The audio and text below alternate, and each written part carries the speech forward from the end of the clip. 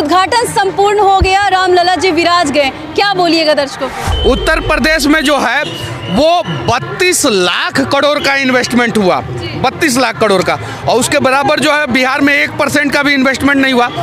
तो ये राम राज्य को जो है अब आगे बढ़ाना है, बिहार में भी राम राज्य आए इसका प्रयास करना है। जहां मर्यादा पुरुषोत्तम श्री राम जो है जन्म लिए हों और जहां पे राम भक्तों की इतनी भीड़ हो, तो वहां पे तो राम राज्य की कल्पना तो किया ही जा सकता है। लेकिन अब राम राज्य को आगे बढ़ाना है और पूरे देश में राम राज्य आए इसका प्रयास करना है। बिहार, बंगाल और झारखंड, तमिलनाडु, यहाँ पे भी इन चारों राज्यों में जो है अब राम राज्य आएगा। कैसे आएगा? आप इतने भरोसे से कैसे कह रहे हैं? तो हक मारने वाले कौन है भारत में आज, और गरीबों के हक के लिए कौन लड़ता है भारत में आज भारत के राम भक्तों को पता चल गया होगा। पहला सवाल, उद्घाटन संपूर्ण हो गया, रामलला जी विराज गए, क्या बोलिएगा दर्शकों को? बस अब राम के मंदिर का मंगल हो गया, अब राष्ट्र का मंगल होगा और राम राज्य में कोई भूखा नहीं सोएगा, सबको रोजगार मिलेगा, देश का विकास होगा।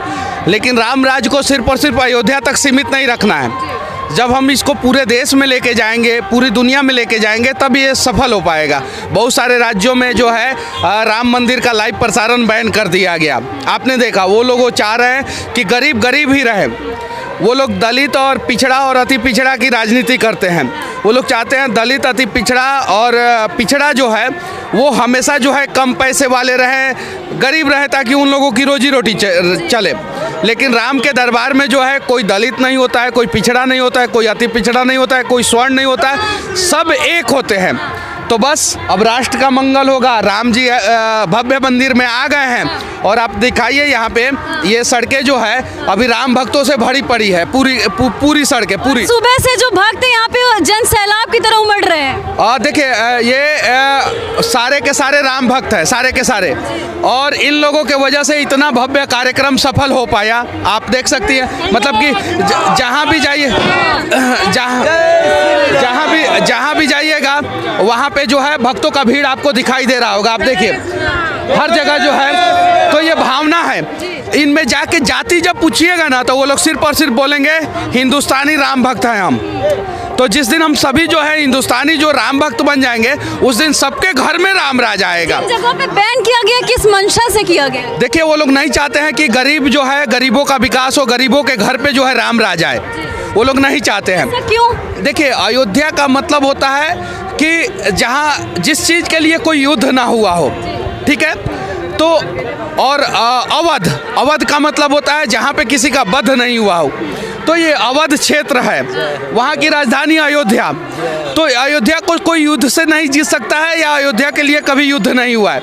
तो ये सारी चीज़ें समझने की ज़रूरत है। तो यही तो राम राज्य है। राम राज्य में किसी का वध नहीं होगा, किसी चीज के लिए युद्ध नहीं होगा। राम राज्य अब से शुरू हो गया है क्या? ऐसा लग रहा है, कुछ लोग कह रहे हैं। राम राज्य तो पहले भी बहुत सारे राम भक्तों के लिए था। बहुत सारे लोगों ने जो है अपनी पूरी संपत्ति जो है वो डोनेट कर दिया यहाँ पे, और बहुत सारे लोगों के लिए नहीं था। कुछ लोग जो है राम राज्य की कल्पना करते थे, सेवा करते थे, लोगों की मदद करते थे, और अपना जितना पैसा होता था वो गरीबों में बांट देते थे। और कुछ लोग जो है गरीबों का हक मारते थे कि नहीं मारते? बिल्कुल मार। तो हक मारने वाले कौन है भारत में आज, और गरीबों के हक के लिए कौन लड़ता है भारत में आज भारत के राम भक्तों को पता चल गया होगा। इस राम मंदिर के उद्घाटन से सबसे ज्यादा किसको फायदा होने वाला है? बहुत लोगों का सवाल है। सामने जो है हनुमानगढ़ी आपको दिखाई दे रहा होगा, यहाँ से देखिए सामने श्री हनुमानगढ़ी। यहाँ के राजा हैं हनुमान जी। राम जी ने हनुमान जी को जो है यहीं पे राजा बनाया था, राजाभिषेक किया था इसी हनुमानगढ़ी मंदिर में। थोड़ा सा दिखाने दीजिएगा तब तो वो जो सामने जो दिख रहा है ना, वो सामने देखिए, वो अयोध्या का सबसे ऊंचा मंदिर, सबसे ऊंचा भवन जो समझना है समझिए अभी तक का, वही है हनुमानगढ़ी। ठीक है, और हनुमान जी जो है यहाँ के, थोड़ा सा पीछे चले जाइए ना बाबू, हनुमान जी जो है यहाँ के राजा हैं। तो जहाँ के राजा हनुमान हो, जहाँ मर्यादा पुरुषोत्तम श्री राम जो है जन्म लिए हों, और जहाँ पे राम भक्तों की इतनी भीड़ हो, तो वहाँ पे तो राम राज्य की कल्पना तो किया ही जा सकता है। लेकिन अब राम राज्य को आगे बढ़ाना है और पूरे देश में राम राज्य आए इसका प्रयास करना है। अयोध्या के विकास पर क्या बोलिएगा मनीष जी? अयोध्या के विकास देखिए पूरे बिहार में जब ग्लोबल समिट इन्वेस्टमेंट हुआ था तो 31-32 हज़ार करोड़ का MOU साइन हुआ था। MOU साइन होने का मतलब हुआ कि 5 साल 10 साल 20 साल 50 साल में हम इन्वेस्टमेंट करेंगे भी कि नहीं करेंगे कोई गारंटी नहीं। लेकिन सिर्फ अयोध्या में 31,000 करोड़ रुपया का इन्वेस्टमेंट हो चुका है और उससे जो है विकास कार्य हो रहा है सिर्फ अयोध्या में। अब जरा सोचिए उत्तर प्रदेश में जो है वो 32 लाख करोड़ का इन्वेस्टमेंट हुआ, 32 लाख करोड़ का, और उसके बराबर जो है बिहार में 1% का भी इन्वेस्टमेंट नहीं हुआ।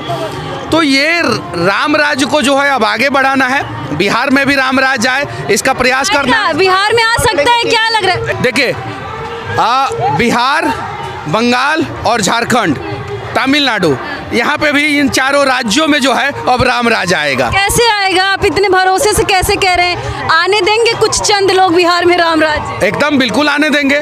चंद लोगों के हाथों में जो है सत्ता है, लेकिन सत्ता के शीर्ष सिंहासन पे पहुंचाने वाले लोग जो है वो बिहार की जनता है, झारखंड की जनता है, बंगाल की जनता है, तमिलनाडु की जनता है। तो वो लोग जान चुके हैं कि कौन हमारा हक मार रहा है और जो लोग उनका हक मार रहे हैं उन्हें फिर वो लोग दोबारा कभी नहीं चुनेंगे। अयोध्या की नगरी से आप दर्शकों को क्या कुछ मैसेज देना चाहेंगे आज के दिन? देखिए मैंने बोला ना कि अवध जहाँ पे किसी का वध नहीं हुआ, किसी के हक का वध नहीं हुआ है, वही तो अवध है। अयोध्या जो युद्ध से जीता ना जा सके, जहाँ पे किसी भी प्रकार का युद्ध ना हो, तो ये सारी चीज़ें हैं। बस अयोध्या से मैं इस देश के सभी लोगों से इतना ही कहना चाहूँगा कि राम राज की कल्पना कीजिए, राम बनने का प्रयास कीजिए, अपने घर में बच्चों को राम बनाइए, राम के पद चिन्हों पे चलाइए, पूरे दुनिया में राम राज आ जाएगा।